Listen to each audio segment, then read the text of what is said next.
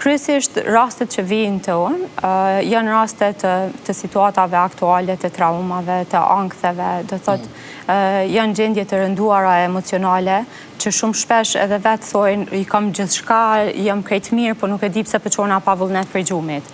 E mandej na gjatë intervistës e hulumtojmë pjesën pse na ka hup vullneti për jetë, pse mu qumë pa vullnet për gjumit.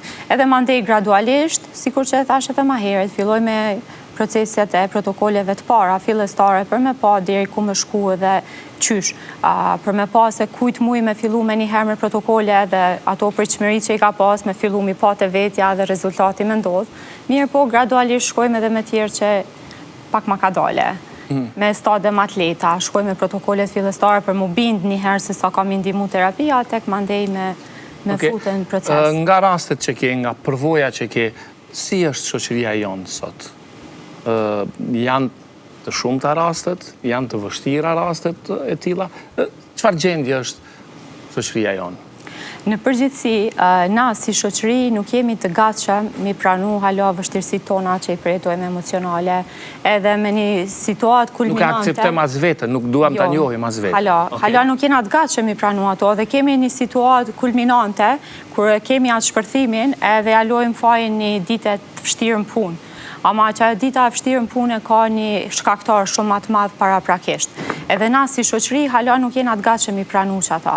Mandej është edhe ajo pjesa që është hala ajo stigma, ka ndryshime prej periudhës kur punojnë në vitin 2010 deri me tash, ka ndryshime shumë të mëdha, që njerëzit kanë fillu me kërku ndihmë për veten e vet, mirë po është hala ajo stigma që nuk mundesh me shku për shembull të psikologu i qytetit se mundet me ta qit fjalen, nuk mundesh mi tregu gjithçka se nuk e di sa është besnik. O shumë e vërtet se në shoqërinë tonë kena pas në kolektivin tam kum pas rastet të tilla që kum dëgju se kanë bërë lëvizje të tilla, po kryesisht psikologët e bojnë betimin tonë edhe paraprakisht betohemi para profesionit. Kështu që në momentin që na i bojmë këto shkelje, kemi thyer etike në punës tonë, edhe atëherë jemi në ndesh me ligjin. Mirë po i vynë hala kohë shoqënisë tonë që me u bindë se një vështirësi emocionale që është u e kalu në përditshmëri, psikologu është ura lidhse që i ndihmon me te i kalu. Për shembull, në të kaluarën shoqëria jonë kemi pas ndihmën e motrave, të nanave, se ka qenë dinamika jetës nuk ka qenë sikur tash me këtë hovin kaq të madh të zhvillimit. Edhe kemi marrë një këshill ose një mbështetje emocionale. Paktën kemi bisedu, tash as nuk gjejmë kohë me bisedu.